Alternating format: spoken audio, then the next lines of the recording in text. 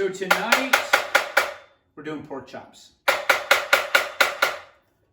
Pork chops are easy, so I thought I'd show you a side. We like to do quinoa as a side, and the one thing that's not on this entire list of ingredients is flavor. So we're gonna add flavor to the quinoa, and the way that we do that is with mushrooms. So we call this mushroom quinoa. I happen to have some kale as well because my kale digestion unit is right here, and she absolutely loves kale. In fact, we feed it to her in her bowl because that's just really good for dogs. I am just gonna rough chop this kale because it's gonna cook down. Even though it looks all bulky, it's gonna cook down and it's gonna give us some nice tooth to the quinoa.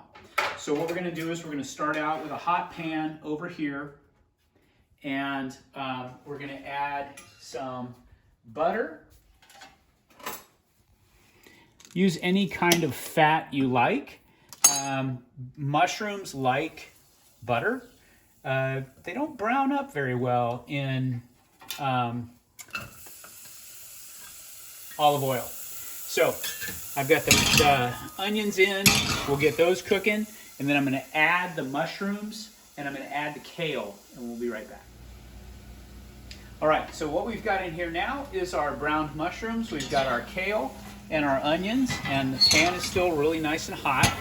And so what we're going to do is we're going to add the quinoa. No, still not enough flavor, because we're going to pour 2 cups of water for every 1 cup of quinoa. That's not enough flavor. So I like these little, these are Knorr, but there's a couple different varieties. I like these little Knorr bouillon cups because they're just an absolute flavor bomb. They're also a sodium bomb, so I have not added any salt to this yet.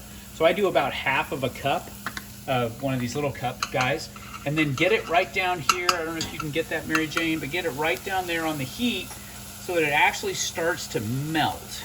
Get it to melt, and once it's melted, then we can work it in, and then we can put our quinoa on. So I do the quinoa dry like that. Looks a little scary, but that way it's all over everything, and then my water goes on. I'm gonna bring this to a boil. I'm gonna lower it to simmer, covered, and we'll show it what it looks like in like 15 to 18 minutes.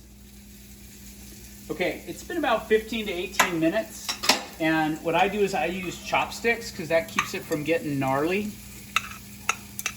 And you'll notice the bottom is dry. That's what we want. So this is ready to go. We tasted it, and the chicken stock had its desired impact. It applied salt as well, so I don't have any added salt in this. It's just what was in that. It's just what, oh man, that's good. It was just what was in the spice pack, or in that little stock. Here's our pork chop. Maybe a little bit of salt and a little bit of pepper on the broccolini. And I think that's dinner. So we've got the quinoa as the side for that beautiful pork chop, and we're all good to go. So we love you guys. Happy Willow's birthday. We love you. Bye.